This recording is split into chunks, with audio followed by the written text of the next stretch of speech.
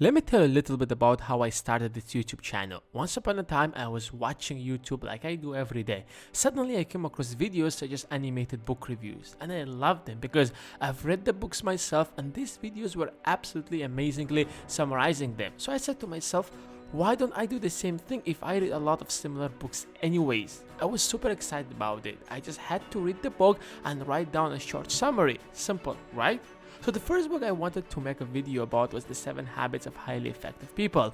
After reading the book again, I started writing a script. After sitting in front of my laptop for almost an hour trying to write a script, finally I achieved something. I wrote around 2 lines. Seriously, I wrote only 2 lines. Although that book was filled with awesome ideas, but I freaking didn't know what to write. Writing a script was way much boring than I expected. It's just not exciting as reading the book, even more boring than writing my assignments. Anyways, I thought the book wasn't interesting enough, so I picked another more interesting book. Guess what?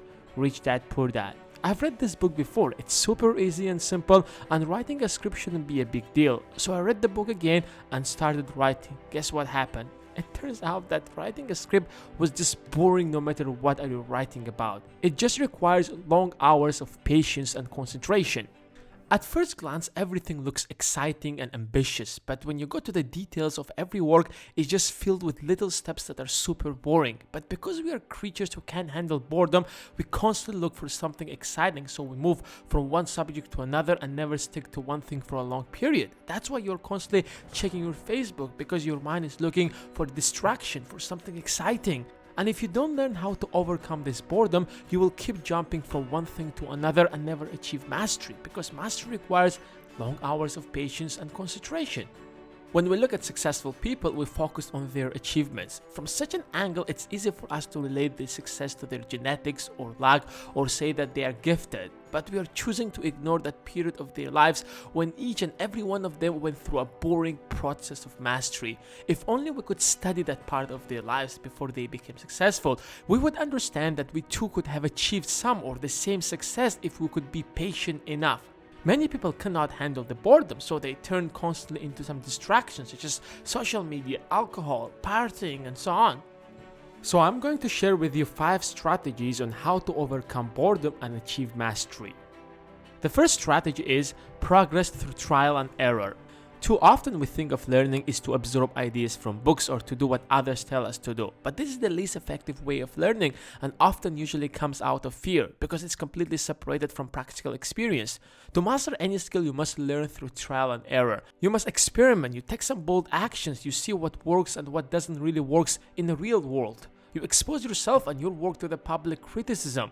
You watch carefully not to repeat the same mistakes again and again because the public will laugh at you. You learn immediately after each success and failure, much more than the traditional way of learning. As time goes by, you respect and appreciate the process more and more because you can see and feel how you're progressing, and that's the ultimate way to achieve mastery. Now, the second strategy is to master something simple. The process of mastery is really long and boring and actually requires strong discipline and patience that we usually don't have.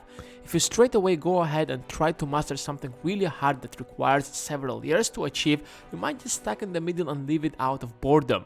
That's why try to master something simple, something that doesn't require a lot of time, maybe a game, just to feel the process, to develop certain skills such as patience and discipline that you can apply when you try to master any other skill. When you see the reward that comes out of patience and discipline, you will feel that you can target any other problem in the same way and achieve the same results.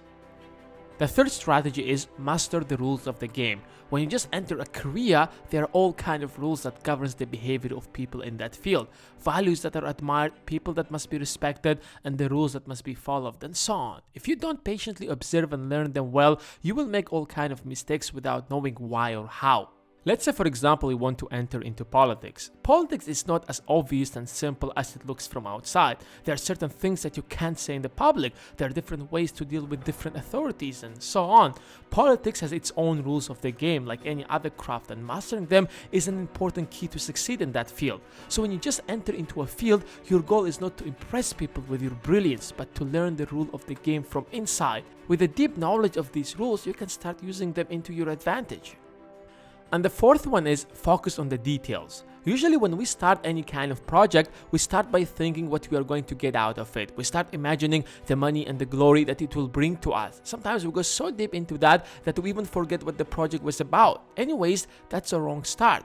As you move forward to the small little steps of this project, you often lose patience because they are not as exciting as the ambitious vision that you have created in your mind.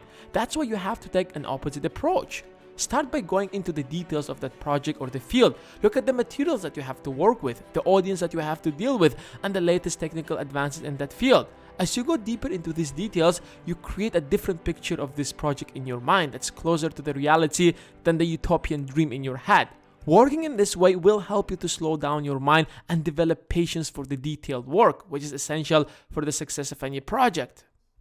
And the last one is be persistent. The biggest problem in our life is that we can't stay focused on one thing for a long period. We can't even stay focused on doing one thing for the whole day, leave alone for a couple of years. And that's because our emotions fluctuate too often. Today you can be super excited to start a YouTube channel.